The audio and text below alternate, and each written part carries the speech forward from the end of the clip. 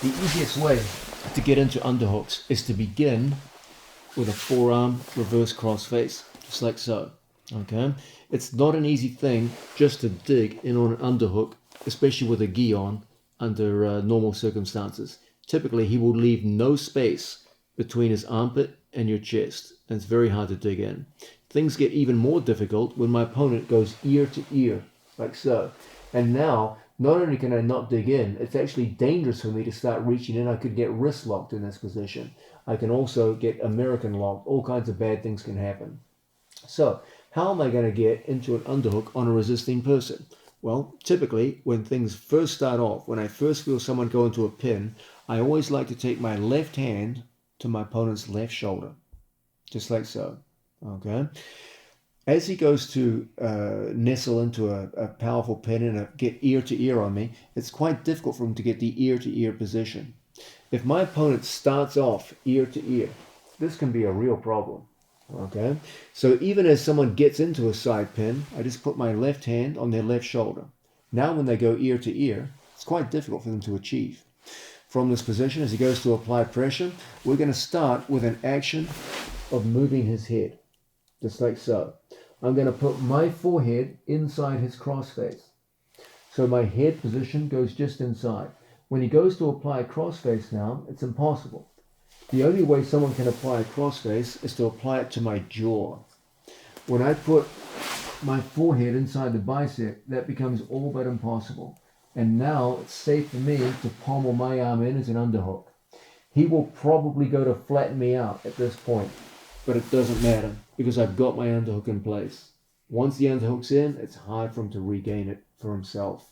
Now from here, as always, we start that same action of turning inside our opponent. Now, we scissor and we come up into our favorite attacking position from underneath with that single leg in place. Once again, a different angle.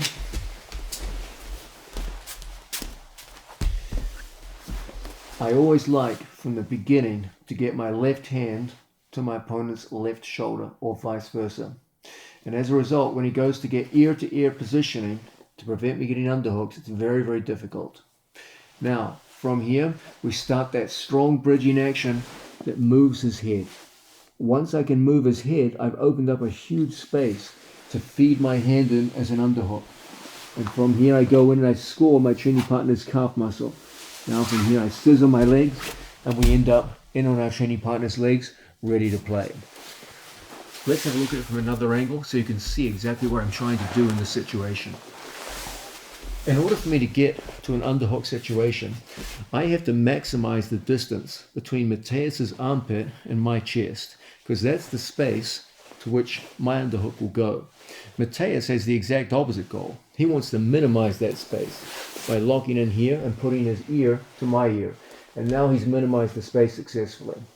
However, if I have my left hand on his left shoulder and he goes to minimize that space, I can always open it up. And did you see what happened? There's now a mountain of space between his armpit and my shoulder. And as a result, I can drive a truck through that kind of space. I put my head on the inside and my hand pommels through and around. Okay? As my opponent goes to put weight on me now, it doesn't matter. You've got the underhook in place. And now, it's a simple matter of beating this crossface. We saw how to do that in an earlier segment. Now we scissor and we come up. And we're in a good position now to line up with our training partner and get it to our offense.